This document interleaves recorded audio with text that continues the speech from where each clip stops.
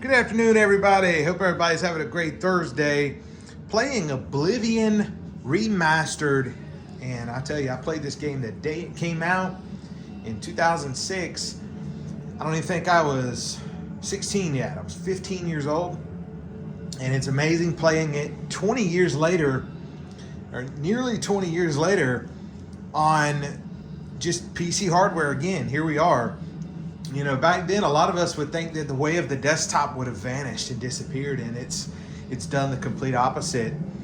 It's been running for probably about an hour. This is a 5090 Founders Edition, of course, and just taking a look at how it runs. This card has always ran extremely well, but yes, this game right here, I tell you, it loves graphics power. It needs some juice, and it can push this 5090 to the absolute limits. Let's take a look here at how we're running this game.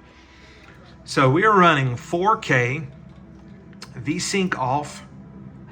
There's no frame rate limit. Okay, we've got motion blur on, screen space reflections on. Everything is on ultra, and we also have ray tracing hardware mode turned on ultra, and we're running DLSS quality and frame generation. Now, let's turn off frame generation, and let's turn off DLSS, okay? Let's turn off anti-aliasing as well.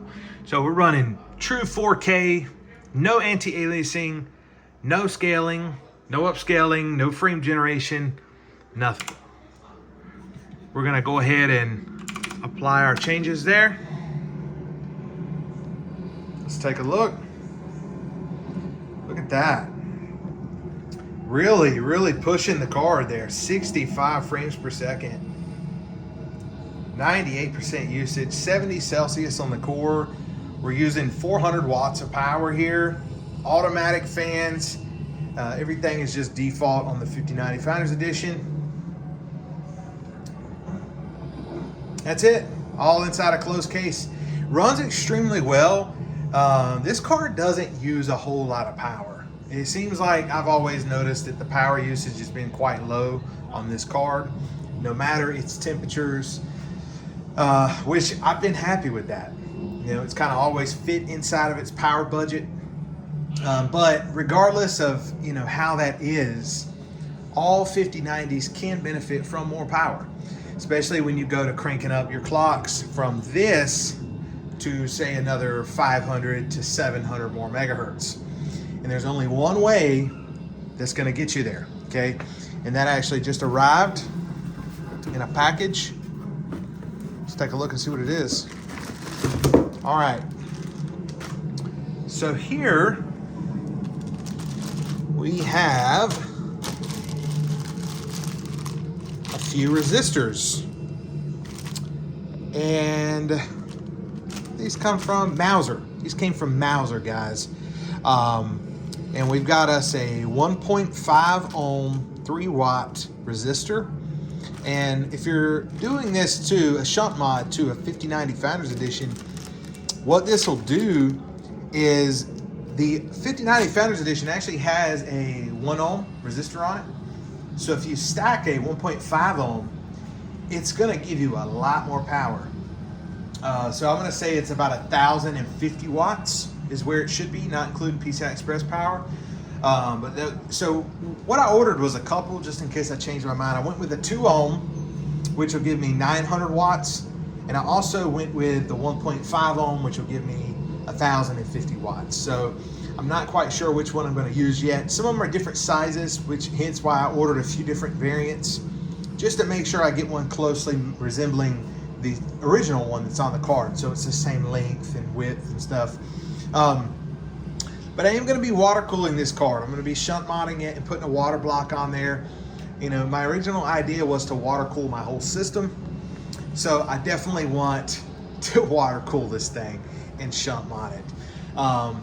You know, a lot of times when you're overclocking the 5090, you can see some really high clock speeds on this number here. You may see like, you know, 3,200, 3,300, 3,100 or something. But the internal clock is really much lower than that. the effective clock, the actual clock speed, and that's just all due to power limits, right? The card is trying to operate inside of that small little power window and not step past that, right? Or it's going to crash. And when you are forcing the clock speed up, it's going to start, instead of crashing, it's more or less forcing your internal clock speed to go down. And what's going to happen is increasing your core clock may not necessarily, it'll look like it may be running faster, but really what's happening is the actual card is running at a lower internal clock speed, and you may not even be gaining performance out of it, right? Depending on the games. I've kind of found that running the 5090 stock or with a really good undervolt seems to offer the best compromise of performance and speed for a stock 5090 Founders Edition, unless you're going to shunt mod the card. Now, you definitely want to be careful shunt modding your 5090. And I'll show you guys which part numbers I've ordered here, just in case you're thinking about doing this. I would definitely be cautious of two things. Your power connector. You don't want to go unplug in, plug in, unplug in, unplug in. Gamer Nexus had determined that cable debris are definitely a cause of burning connectors and connectors melting and things like that. So I would label your connectors as like a one or twice plug-in, and that's it, right? The better your connection, the better off you're gonna be. If you're not getting a good connection and it's not plugged in all the way, you're at a risk of melting your connector and melting your 5090. So you definitely don't wanna do that. This card never dips below the 12 volt. It always stays over 12 volt, even under a heavy load. So that's something I would look at as well. But if you're using an older cable that you used with like a 4090, I would replace your cable with another original equipment cable from your PSU or something else comparable to that for sure. This cable here has been plugged in one time, and that was when I first installed the GPU. It's going to be unplugged when I mount a water block to it, and that's going to be it. I'm not going to go, unplugging it again, plugging it back in, checking it. I'm going to plug it in, make sure it's plugged in all the way, and I'm going to leave it be. I would also recommend some airflow, right? So I don't really have any airflow blowing over the back of my card where it gets warmest, but I do have some blowing around the bottom, and I don't really have any issues with the cable getting warm or anything like that. So far, it definitely seems to be good in that regard.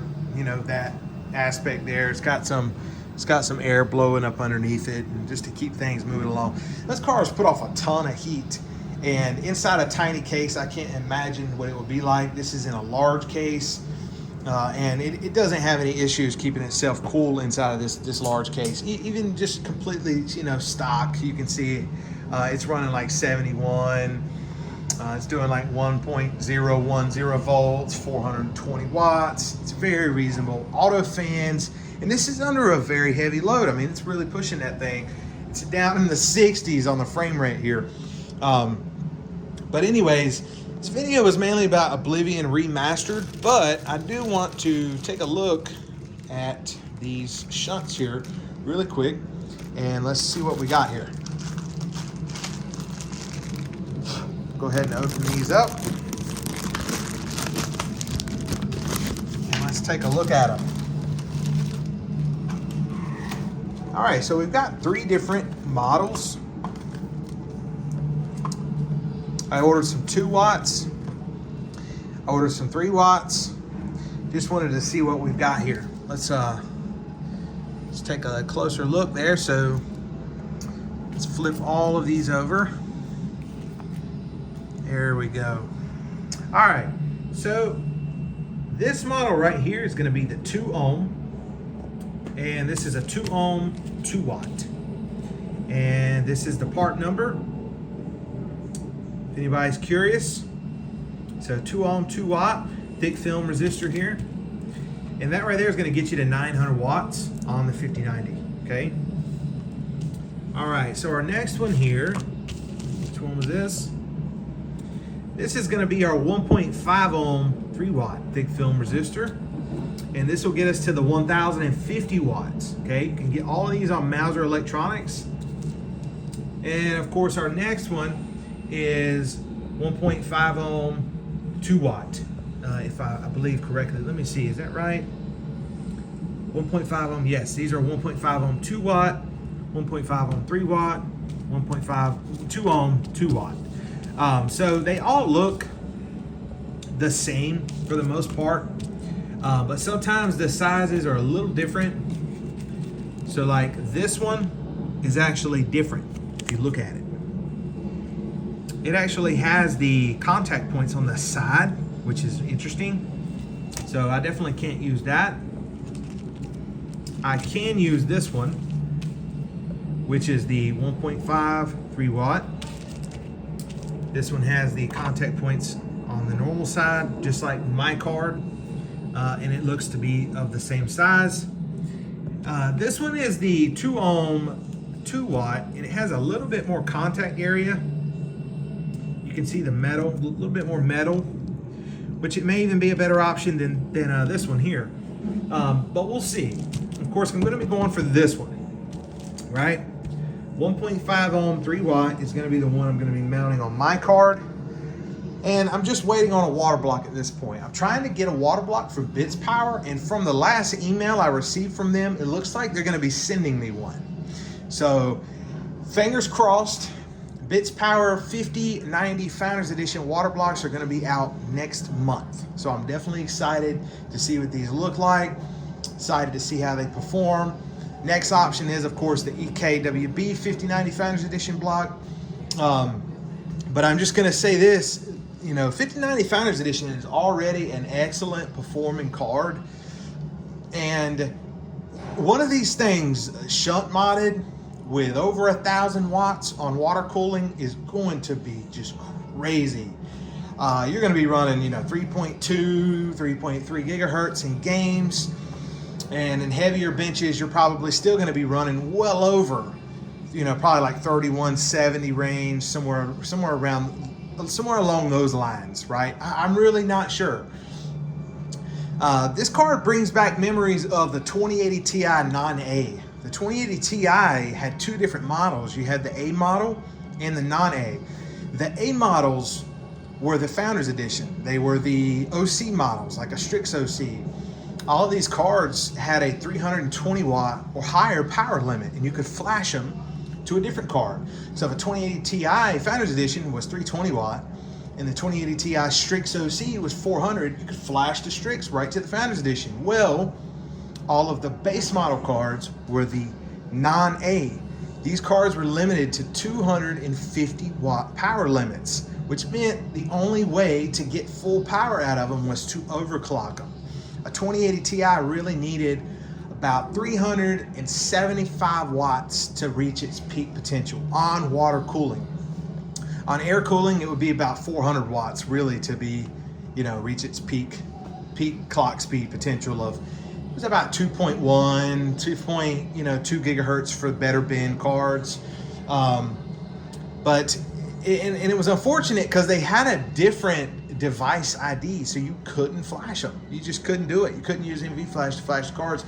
And I actually shunt modded my 2080 Ti non-A cards, and it offered a tremendous difference in performance. I mean, these cards were hitting 17,000 in Time Spy graphics. They were hitting 17,000, and they were just performing really good. And if you had a high enough power limit with the 2080 Ti in something like Time Spy Extreme, you could get close to a stock 3080 Ti in Time Spy Extreme, because the 3080 Ti was so limited on power, its clocks were throttling so hard that the 2080 Ti with unlimited power could actually get close to it, which most of the time in games that's not the case. That's silly, right? But in weird situations like Metro Exodus, a game that uses a insane amount of graphics power, would throttle a 3080 Ti so hard that a 2080 Ti would just be nipping at it right there, because the 2080 Ti's got like an unlimited power ceiling, right? But anyways, Definitely be careful if you are shunt modding your cards. If you have a Founders Edition, I'm going to recommend these shunts right here, which will give you 1,050 watts, or these, which will give you a 900 watt power limit, which is a tremendous jump from the stock 600 watt power limit. Okay, so this video is mainly about Oblivion Remastered. This is kind of like a look back 20 years ago. This game can use a GPU. Walking around the open world, I'm noticing a little hitching here and there. So they definitely need to do a little more optimization on this title for sure. But 5090 Founders Edition has been completely reliable. This is on driver 576, the latest one that everybody's been kind of complaining about. I haven't seen any issues with this driver. I haven't really looked at performance in games. If anything has lost performance from the 572 driver, but so far the Steel Nomad performance definitely went up. I'm getting about 15,350, 15,400 range on my 5090 in a closed case. So I'm happy with that. The card's a good performer. Right out of the box, it seems to be really efficient and does extremely well at these kind of clock speeds, right? These are stock 5090 boost clocks. Anyways, that's going to be it for this one. I'll see you guys in the next one. And that's probably going to be when we're putting this thing on some water cooling. Thanks for watching.